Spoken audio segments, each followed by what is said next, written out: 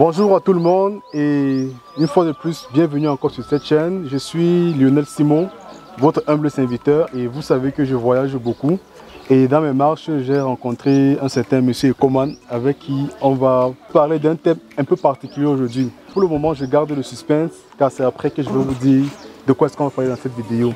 Donc si c'est la première fois que vous arrivez sur la chaîne, c'est le moment de vous abonner pour nous encourager à faire davantage de vidéos et pour être au courant de tout ce qu'on fait sur la chaîne, il faut activer la cloche de notification. Car sur la chaîne, nous parlons beaucoup plus d'éducation, nous parlons d'agriculture, bref, nous parlons de tout ce qui peut te faire sortir de ta zone de confort. Parce que nous sommes franchement en retard par rapport à d'autres qui sont bien avancés. Et aussi en parlant d'agriculture, d'ici 2050, nous serons 2,2 milliards d'habitants. Et si on n'a pas le potentiel de se nourrir nous-mêmes, nous serons toujours dépendants et nous allons toujours consommer ce que nous ne produisons pas. Donc, raison pour laquelle sur cette scène, nous matraquons, nous faisons le culte de l'agriculture. Donc aujourd'hui, avec Ekoman, il va nous donner quelques secrets pour se lancer dans un aliment que nous consommons, je vais dire dans un aliment ou un animal si vous voulez, que nous consommons le plus dans nos différents repas. Il s'agit du poisson. Nous mangeons beaucoup de poissons au niveau de l'Afrique et plus principalement au niveau du Cameroun, nous mangeons beaucoup de poissons. Donc ils vont nous donner quelques techniques, quelques raccourcis, comment nous-mêmes produire notre propre poisson. Donc on se prend juste après le générique pour savoir comment ça se passe pour produire le poisson en étang, parce que nous allons parler de la pisciculture en étang dans cette vidéo. On se voit juste après le générique.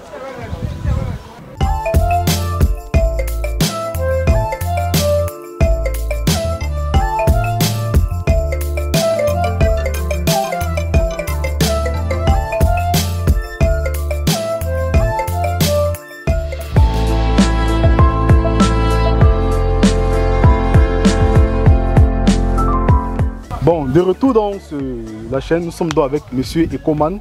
Bon, lui et moi on se connaît déjà. Vous savez que tous les gens que je rencontre, on se connaît déjà.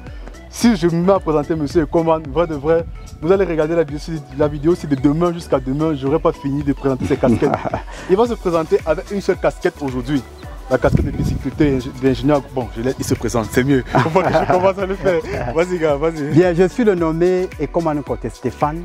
Ingénieur agronome, option production animale. Pisciculteur aussi? Oui, pisciculteur. Bon, quand on dit déjà production animale, ça veut dire que bon... Bon, restons sur la pisciculture. Ok, d'accord. Je sais que tu as beaucoup de casquettes. D'accord, d'accord. On va rester sur la pisciculture. Bon, de nos jours, beaucoup de jeunes cherchent comment se lancer, comment gagner de l'argent ou bien comment arrondir les fins du mois. Moi, je me donne la technique comment arrondir les fins du mois aussi, je me lance à la pisciculture.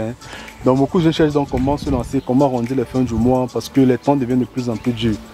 Pour des jeunes comme nous, comme toi et moi, qu'est-ce que tu nous conseilles si on veut se lancer dans la pisciculture en étang? Bien, la question déjà, elle est très intéressante parce que nous souffrons aujourd'hui alors qu'entre-temps, je vais dire, la solution est juste là à côté de nous. Bien, pour se lancer en pisciculture, c'est très simple. Il faut déjà au préalable avoir quelques notions. Et pour avoir ces notions, il faut passer par un centre de formation. Maintenant, d'une manière ramassée, n'est-ce pas, pour se lancer en pisciculture, il est nécessaire de faire le choix d'un site, le choix du site. Et le choix du site se pose sur plusieurs critères. La pisciculture en étang. Bon, si par exemple j'ai construit ma maison, je creuse un trou, je verse, je mets les poissons dedans, ce n'est pas ça. Voilà, beaucoup ont fait ça auparavant. Moi, je sais et pas là, oui, et la conséquence est là. Beaucoup ont fait ça auparavant, ils se disaient que bon, une fois arrivé dans une zone marécageuse, on creuse, bon, oui, et on met l'eau et on met le poisson et la conséquence est là. Et ce que vous évoquez là, c'est-à-dire vous veniez d'évoquer là, c'est ça qui fait en sorte qu'aujourd'hui, on se retrouve avec beaucoup de jeunes qui se sont lancés dans la pisciculture avec des étangs abandonnés. Donc ils ont abandonné les étangs, pourquoi? Parce qu'ils n'avaient pas la technique. Il manquait tout simplement, c'est-à-dire du professionnalisme. De formation. Oui, de formation à la base. Il est très important de se former dans tous les domaines dans lesquels on veut se lancer. Bien évidemment. Même si tu ne vas pas travailler dans ce projet, il faudrait que tu aies au moins une petite base, une petite connaissance dans le domaine dans lequel tu veux investir ton argent. Bien évidemment. Sinon, tu vas buter à toutes les positions. Bien évidemment. Bien, comme vous m'avez posé la question de savoir, c'est-à-dire sur quoi reposaient les éléments nécessaires, ou les éléments importants pour se lancer en pisciculture, Nous sommes au choix du site. Oui, déjà, nous allons commencer par le choix du site. Tu as dit que creuser le trou et mettre l'eau dedans, ce n'est pas la piscine. Oui, c'est pas une piscine, comme vous êtes en train de le souligner. Bon, bref, l'étude du site est très déterminante pour sa production à venir. Très déterminante, pourquoi? Parce que si vous avez fait un bon, c'est-à-dire choix du site, ou alors une bonne étude du site, ce qui est sûr, c'est que le rendement suivra. Le rendement suivra. Et comme nous sommes en pisciculture en étang, il faut déjà noter qu'il est important, c'est-à-dire de travailler sur un certain nombre de critères, à savoir le cours d'eau. Le cours d'eau ici doit être permanent. Et dans ce cours d'eau, on ne doit pas avoir, c'est-à-dire des souillures.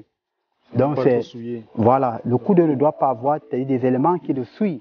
Parce que si déjà il est souillé, tu comprends avec moi que les poissons, donc les sujets seront affectés. Les villes industrielles, peut-être comme Douala, bien effectivement, ne sont pas appropriées pour pouvoir faire dans la pisciculture en étang. Oui. Donc ce qu'on peut conseiller à ceux-là qui sont dans des zones où on n'a pas de... Oui, ils peuvent tout simplement faire dans la pisciculture hors sol. Et là, il faut construire des étangs. La pisciculture hors sol dans notre vidéo. D'accord. D'accord. Donc, c'est-à-dire, je crois que les éléments du choix du site, c'est bon. Voilà. Non, on a parlé déjà d'un cours d'eau qui doit être permanent et qui ne doit pas être souillé. Et à côté maintenant du cours d'eau, c'est-à-dire, ton site doit être accessible. Du genre, tu arrives sur le site sans difficulté. Bonjour les amis. Vous comprenez avec moi que si déjà, pour arriver dans un site, il faut déjà à tout moment défricher autre, ça ne sera pas aussi très évident. Donc, comme tu vas arriver, il faut que ce soit évident pour toi pour sortir. Voilà, effectivement. Et une fois que le site est accessible, il faut encore regarder la topographie. Et c'est cette topographie qui tue la majeure partie des jeunes qui voudraient se lancer. Parce que comme tu disais tout à l'heure, pour pouvoir, creuser un étang, il suffit tout juste d'arriver, dans une zone marécageuse et creuser quelque chose et mettre. Et c'est là, la véritable difficulté. Parce que une fois que vous avez un site qui a une pente, une bonne pente, ça va vous permettre d'évacuer les eaux que vous avez, par exemple, à l'intérieur de votre étang. Parce que plus les poissons tuent dans l'eau, plus eux-mêmes ils souillent leur propre eau, il faut constamment... Voilà, évacuer. Et on met même ça. Le poisson se trouve dans une zone agroécologique. Ça veut dire qu'il a besoin de respirer. Donc, il a besoin de l'oxygène. C'est ce cours d'eau-là qui coule de façon permanente qui va donc permettre à ce que le poisson, puisse, avoir... Voilà. Et on met donc... cette étude topographique, l'étude du sol est aussi d'une importance capitale. Bon, c'est une expérience. Imagine-toi qu'ici, là, ce soit une zone sableuse. Une fois que vous avez construit votre digue, il suffit seulement qu'il y ait une pluie, tu comprends avec moi que les digues, ça va casser les digues. Ou alors il y aura des infiltrations. Oui, ce qui fait que le sol est d'une importance capitale. Et autre chose, beaucoup pensent également que comme l'argile est compacte, il suffit tout simplement d'avoir un site où il y a beaucoup d'argile et le tout réjouir, on peut construire par exemple une digue. Non, parce que une fois qu'il y a le soleil, ce soleil-là frappe donc sur de l'argile. Et une fois que le soleil frappe sur l'argile, autant pour moi, vous allez trouver des fissures. Et une fois qu'il y a des fissures, il suffit tout simplement une seule pluie pour que l'eau s'infiltre. Vous voyez donc avec moi que étudier le sol, c'est-à-dire dans un site piscicole, est d'une importance capitale. D'où la formation. D'où une formation appropriée. Ok. Une fois que nous avons le site, donc, quels sont les différents types de poissons que nous pouvons élever en étang? Bien, en parlant des espèces élevées en étang, bon, on peut d'abord dire que ça dépend, ça dépend de tout un chacun. Nous avons par exemple les silures, encore appelés Clarias garipinus, ou alors poisson-chat. Donc il a plusieurs appellations. Ouais. Nous avons également les tilapias, bon, qu'on élève aussi généralement, surtout dans nos zones équatoriales. Nous avons également le kanga. Donc le gros poisson là qu'on retrouve généralement, comme nous sommes au Cameroun, généralement dans le Nyong. Oui, dans les eaux du Nyong. Donc là-bas, on retrouve beaucoup plus le kanga. Donc on peut déjà aussi l'élever, c'est-à-dire en étang. Oui, hormis ça, nous avons même la carpe commune qu'on peut également, élever. Donc voilà quand même des espèces qu'on retrouve ou alors qu'on élève ici là. Généralement, il y a le poisson vipère. Je pense que je l'ai oublié. Bon, il y a le poisson vipère. Donc voilà les quelques espèces que nous on élève ici là couramment. Et ils vivent ensemble dans le même étang ou bien on les sépare chacun? Bon là, ça dépend de l'objectif de production de chaque éleveur.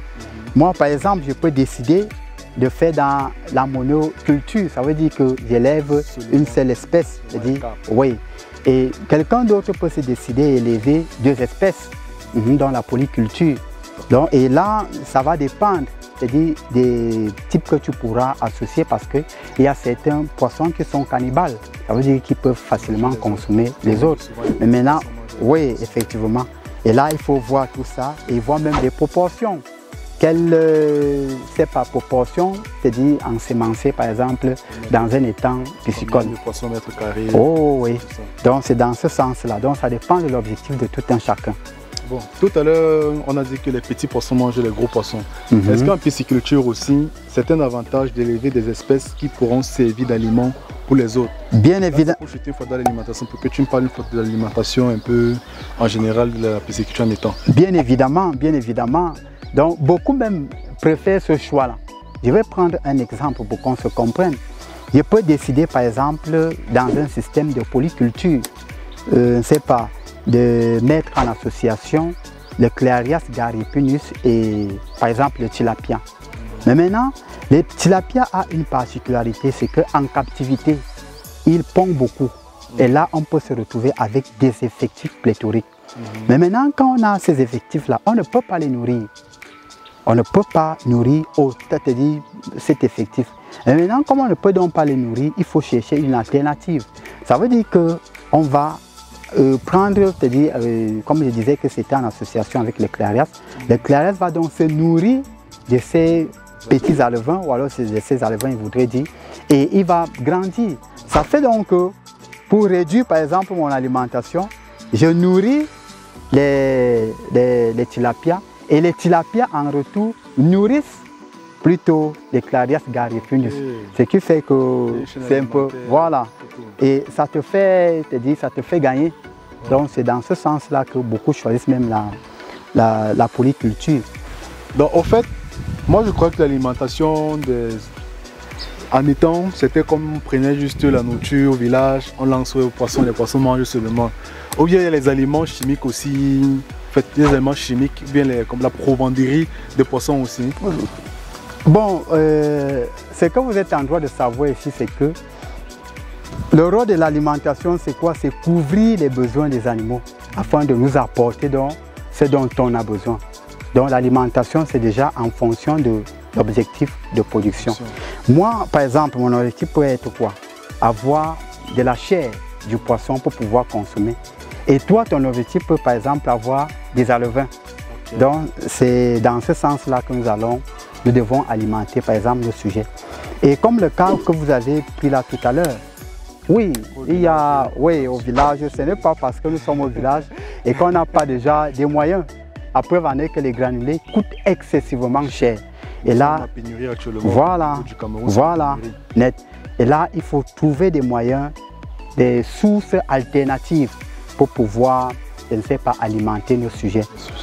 Et je voudrais donc, en parlant de l'alimentation, je voudrais tout simplement vous faire comprendre que l'alimentation ici dépend du système de production. Si je me retrouve dans un village, forcément, je peux faire dans un système extensif. Donc, du genre, le poisson va se battre naturellement. Et sur le jour où j'ai un peu de... Voilà. Oui, net. Et là, même l'objectif de production n'est pas bien défini. Ça veut dire que si le beau-père est arrivé et qu'il n'y a pas de quoi manger, on va forcément aller dans les temps. Et voilà, donc... Ok, je comprends bien. Et quand on se retrouve dans un système, par exemple, intensif, là-bas, il faut couvrir déjà les besoins des animaux. Ça veut dire que on doit déjà apporter une alimentation équilibrée et aussi, c'est-à-dire alimenter à des heures, c'est-à-dire à des heures, oui, régulières et appropriée. Donc c'est dans ce sens-là que nous pouvons parler de l'alimentation. Et qu'est-ce qu'on peut me donner au sujet? On n'a pas de granulés, on n'a pas de restes de cuisine. Donc si par exemple, c'est pas, il y a eu quelque chose qui est resté à la maison, on prend tout simplement les fientes de poulet. Effectivement, là-bas c'est bon, la matière organique en décomposition qui peut forcément nous donner le zoo et les phytoplanctons. Donc zooplancton, ça veut dire que matière organique d'origine animale en décomposition. Maintenant phytoplancton, matière organique végétale en décomposition. Donc c'est en quelque sorte... Ce gars, il est bon, hein? On se bat comme ça sur le terrain. Ok, bon, c'est vrai, bon, là qu'on a produit, on peut manger ça, on peut vendre. Je crois que commercialiser, c'est pas, bon, pas que c'est pas évident, mais si tu produis à petite échelle, même dans ton quartier, dans ton village, tu peux facilement vendre. Oui, mais... Si tu produis à grande échelle là maintenant, tu passes à vitesse supérieure. Et effectivement, déjà nous avons notre slogan en agriculture d'une manière générale, c'est vendre avant de produire. Voilà. C'est le slogan de toute agriculture. Voilà. Donc, voilà, ça veut dire que avant même de prendre des importantes décisions, la première décision à prendre c'est où est-ce que je vais vendre mon produit. De penser, produit. Il faut penser au client. Voilà. Donc où est-ce que je vais vendre mon produit? Et si tu as déjà la réponse à cette question, tu es maintenant sûr. C'est-à-dire qu'une fois que tu auras fini la production, tu peux aller vendre quelque part. Et si tu n'as pas une réponse positive à cette question, ça veut dire que vous ne devrez même pas produire. Parce que imaginez-vous un instant, vous avez fait une bonne production de poulet de chair. Bon, c'est vrai que nous sommes en pisciculture, mais c'est juste un exemple. Vous avez fait une bonne production de poulet de chair. Vous avez, c'est pas, vous songez à avoir un bon bénéfice. Mais maintenant, à 45 jours ou alors à 42 jours, où il faut déjà sortir le poulet, tu n'as pas la clientèle. Mais là, le sujet, lui, il doit continuer à consommer. Et là même, il ne va plus déposer le gras comme s'il était en phase de croissance. Tu vois un peu. Ce qui fait qu'il peut même encore consommer une quantité d'aliments et il n'augmente pas en poids. Tu vois, non? Et là, tu seras toujours appelé à commercialiser ou alors à vendre ton produit, au même coût. Oui, alors que tu es en train de perdre en alimentation. Donc tu vois avec moi que une fois que tu as fini de vendre de produits, il faut vendre. Mais maintenant, avant même de produire, il faut déjà faire l'étude du marché. C'est d'une importance capitale. Bon, je ne vais pas trop te déranger. Une dernière question. D'accord, d'accord. Si je ne pose pas cette question en commentaire, on va poser. D'accord. Avec combien, le strict minimum, on peut se lancer en pisciculture en étant? Le strict minimum. D'accord. Je me dis qu'avec quelque chose comme 500 000. 500 000, oui. On va les répartir, c'est 500 000. Oui, on peut répartir, c'est 500 000. Sachant qu'on a déjà le choix du site. Oui, on a déjà un site approprié. Mais maintenant, les travaux d'aménagement, ça peut aller, ça veut dire, oui, défricher, creuser et autres, avec peut-être le système, c'est-à-dire de canalisation. Bon, ça peut nous prendre 300 000. Et il faut également délimiter, on peut dire que bon, sur une surface de pratiquement 1000 mètres carrés. Oui, 1000 mètres carrés, on peut se battre comme ça. Et maintenant, les 200 000 là, c'est-à-dire vont entrer dans l'alimentation. C'est vrai que l'aliment déjà, c'est 110% du coût de production, ça prend 110% du coût de production, mais on se dit qu'on va trouver des alternatives. Les gens élèvent même aujourd'hui des mouches pour avoir des larves. Et avec ces larves-là, c'est-à-dire on peut faire l'affaire. Je me dis qu'avec 500 000... Il veut comme ça dire qu'il élève les mouches. Avec 500 000, on peut déjà faire une très bonne affaire. Et déjà, que si, entre-temps, comme nous sommes jeunes, vous-même, vous pouvez, par exemple, être affecté, ou alors peut-être vous pouvez faire venir un technicien. Si vous-même, vous pouvez creuser, vous le faites, il vous donne tout simplement des directives. Voilà, et ça va maintenant vous permettre de réduire même ton coût de production. Oui, une fois que tu as creusé ton étang, tu paies maintenant la matière, les aliments. Oui, la matière animale, voilà, le matériel génétique, dans les aliments et le matériel génétique, et ça vous fait une affaire. Et après combien de temps il y a tout son investissement? Bon, je ne vais pas parler en termes de mois ni en termes d'années. Je préfère, oui, parler en termes de campagne. La première campagne, bon, on peut passer à la deuxième, on peut passer maintenant à partir de la troisième campagne. Je suis sûr d'une chose qui soit vraie, c'est que quand tu maîtrises déjà, c'est-à-dire d'une manière globale, toutes ces choses-là, tu peux maintenant entrer dans... Oh, oui. Ok, en passant, M. Ekoman a cette formation sur Sekoucha, comment réussir la pisciculture en étant. Là, la formation Sekoucha dans laquelle il vous donne tous les détails. Je dis bien tous les détails. De telle sorte que quand vous prenez la formation, vous suivez la formation. Après la formation, vous êtes prêt à vous lancer sans avoir vraiment besoin de trop de moyens. Il vous donne tous les détails, tous les raccourcis. Comment se lancer, comment choisir le site, comment choisir le matériel génétique, comment nourrir, tout. Dans cette formation, c'est Sekoucha. Je vais mettre le lien en description. Et je vais aussi mettre, avec ta permission, ton numéro aussi. Sans problème. Ok, je vais aussi mettre son numéro en description pour tous ceux qui ont besoin de ces services. Tu es ingénieur agronome. Tout ce qui concerne la production végétale, animale, c'est ton affaire.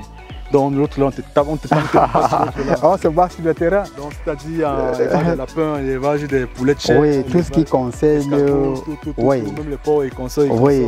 C'est ton élément. L'élevage canin, c'est-à-dire même les chiens et les chats. Oui. Ah, ok. Donc, d'une manière générale. La production animale. Donc je laisse son numéro en commentaire aussi si vous avez besoin de ce service. C'est un jeune comme moi, c'est un jeune comme vous. On peut s'entraider. On dit souvent que l'État ne peut pas aider tout le monde, mais tout le monde peut aider quelqu'un. L'État ne peut pas aider tout le monde. Mais c'est qui est sûr que tout le monde peut aider quelqu'un. Bien évidemment. Donc, on ne sait jamais le carré qui va tuer l'oiseau. Il y a son numéro de téléphone, il y a le lien de sa formation dans la description. Donc je vous dis, bon, tu veux dire au revoir aussi. Bien, je dis déjà, mon mot de fin, c'est simple. N'hésitez pas à vous lancer, c'est-à-dire dans le domaine piscicole. Il est très important. Avec ça, on génère non seulement de l'emploi, mais aussi beaucoup de richesses. Donc, chers amis, chers frères, c'est difficile de commencer, mais une fois que vous avez déjà la foi, vous pouvez commencer et vous allez voir, vous allez nous appeler pour nous dire que non, c'est votre vidéo qui nous a aidés et entre-temps, il y a déjà quelque chose pour vous. Ok, super. Merci d'avoir suivi cette vidéo jusqu'à la fin. Si elle vous a plu, n'oubliez pas de laisser un pouce bleu. Si vous n'êtes pas encore abonné à la chaîne, c'est encore le moment de vous abonner et d'activer la cloche de notification. Parce que régulièrement, nous allons aller vers les experts comme M. Ekoman qui vont nous parler de domaines d'agriculture, d'élevage, d'éducation, tout, pour nous permettre de sortir de notre zone de confort. Donc on se dit merci et à la prochaine pour une autre vidéo sur un autre sujet. Merci.